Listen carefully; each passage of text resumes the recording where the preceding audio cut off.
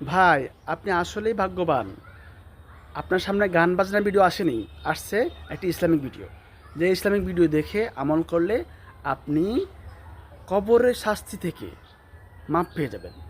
সুবহানাল্লাহ, সুবহানাল্লাহ। এই একটি আমলের কারণে আপনি কবর শাস্তি আপনাকে পাকড়াতে পারবে না।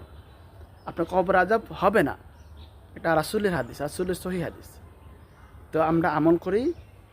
আমলটি হচ্ছে আমরা প্রত্যেক রাতে সূরা মুলক পাঠ করব। যে মুলক পাঠ করলে কবর আযাব হবে না। সুবহানাল্লাহ।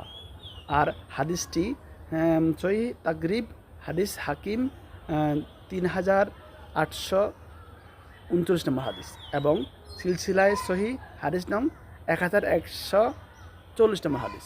হাদিসটি ভালো লাগলে আমলটি ভালো লাগলে ভিডিও শেয়ার করে অন্য ভাইকে দেখার সুযোগ করে দিন।